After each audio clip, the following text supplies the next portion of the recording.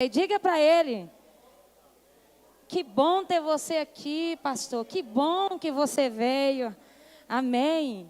Este não é outro lugar senão a casa de Deus. Agora pega a tua mão, coloca a tua mão no seu coração e diga eu. Mas diga com autoridade, diga eu. Sou filho, amado, escolhido e favorecido por Deus. Se sinta amado por Deus nessa noite. Que privilégio nós temos. Que privilégio, oportunidade maravilhosa é essa de saber que Jesus te ama, que Jesus me ama, que Ele é lindo, que Ele é maravilhoso e que Ele tem nos guardado, amém? E o nosso irmão está animado ali, pelo menos fez a gente rir. Eu disse para a irmã Graça que se ele estiver animado vai fazer igual uma amiga minha. Teve 11 filhos homens, parou no 12º porque Jesus teve misericórdia e veio uma menininha, amém? Está animado. Mas vamos para a palavra de Deus rapidinho aqui, não vamos perder tempo. Abra sua Bíblia no livro do profeta Isaías, capítulo 38, aleluia, versículo 1 e 2, que diz assim a palavra do Senhor, amém?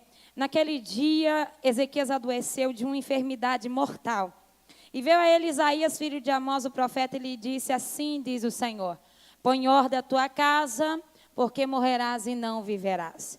E então virou Ezequias o rosto para a parede e orou ao Senhor. E eu quero acrescentar o versículo 3, ele disse assim, e disse, Senhor, lembra-te, peço, se andei diante de ti em verdade, com coração perfeito, e fiz o que era reto aos teus olhos, e chorou Ezequias muitíssimo. Lá no mesmo capítulo 38, versículo 17, eu encontrei uma oração tão linda, que diz assim, eis que para minha paz eu estive em amargura, em grande amargura, tu, porém, tão amorosamente abraçaste a minha alma, que não caiu na cova da corrupção, porque lançaste para trás as tuas costas todos os meus pecados. Porque não pode louvar-te a sepultura, e nem a morte glorificar-te. Nem esperarão em tua verdade os que descem a cova. Olha só o que ele vai dizer no versículo 19, os vivos.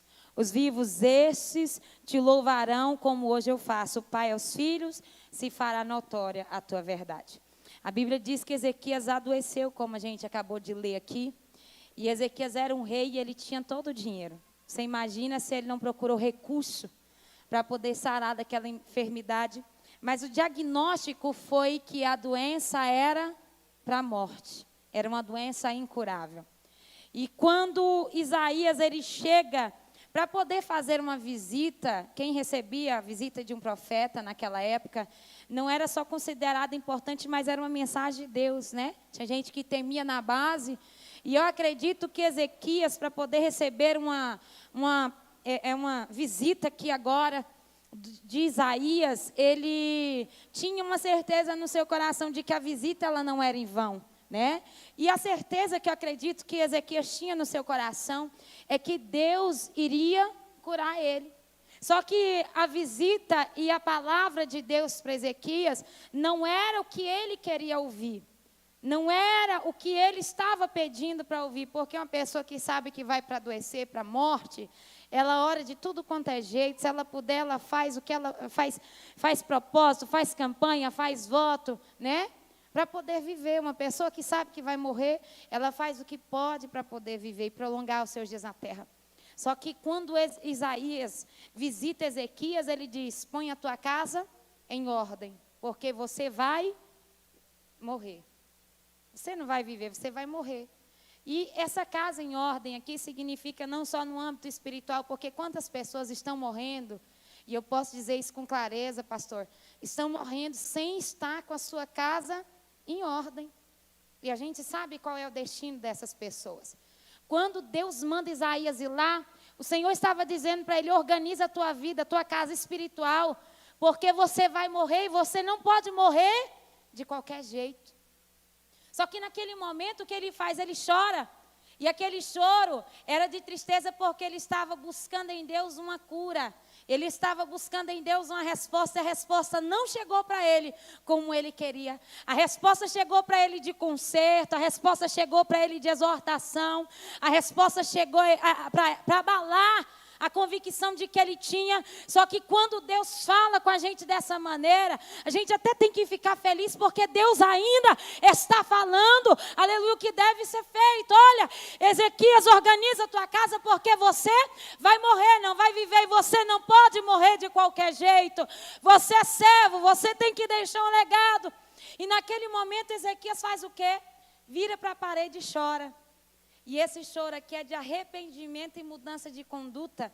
E Deus recebeu o choro dele, porque tem gente que é teatral, né? Chora por tudo, as pessoas hoje choram por qualquer coisa, né? Assistindo televisão chora, vendo um filme chora. Só que o choro desse homem brotou de dentro da alma, porque quando ele recebe a mensagem, Isaías sai. Ele vira para a parede, ele ora e ele diz ao Senhor: se eu andei diante de ti com fidelidade e verdade, com o coração perfeito eu fiz o que era reto aos teus olhos. E ele para de falar e ele começa a chorar. Porque na ausência das palavras, as nossas ações, ela fala por nós. E ele chora muito. E Deus ouve a oração e o choro daquele homem. Porque no mesmo momento, Isaías não tinha nem saído ainda do pátio. O Senhor fala para Isaías, volta lá e diz para Ezequias: eu ouvi a tua oração e eu vi as tuas lágrimas. E você não vai morrer mais. E é interessante, Deus ele está procurando a sinceridade do teu coração. Dentro de um momento, Deus ele ouve a oração. Deus ele vê as lágrimas. E aqui vem para a nossa vida, e você sair daqui com a convicção nesta noite que Deus pode, Ele pode reverter qualquer situação, por pior que seja.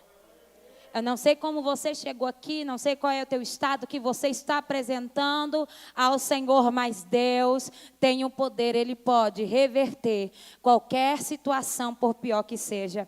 A oração moveu o coração de Deus. Deus moveu, olha só, moveu que Deus, Ele salva Ezequias, ele é liberto da morte, Deus ele resolve curar, aí Deus ele ainda faz mais coisas, livra Ezequias do rei da Síria, retrocede o relógio de Acais, sabe por causa do quê?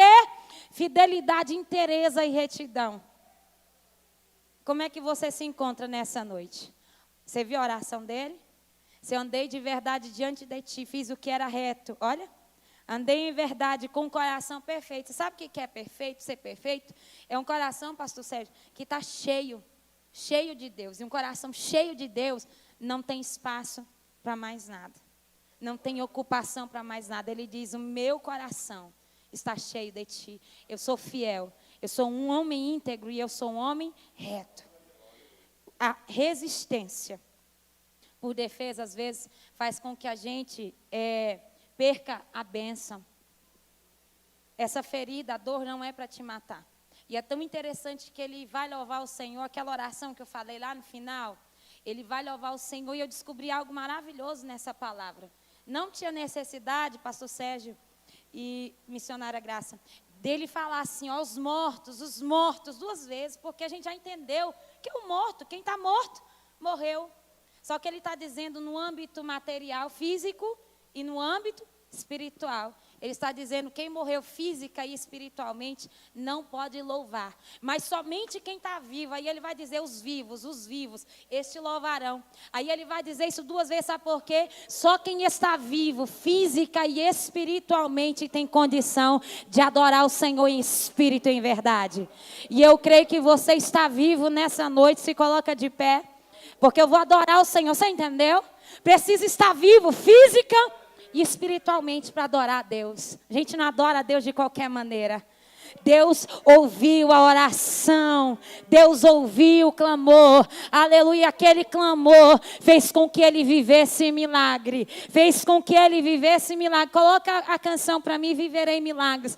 Fez com que ele vivesse milagres. E Deus, ele te chamou e te trouxe aqui nessa noite para você viver milagre. Você crê? Então começa a orar.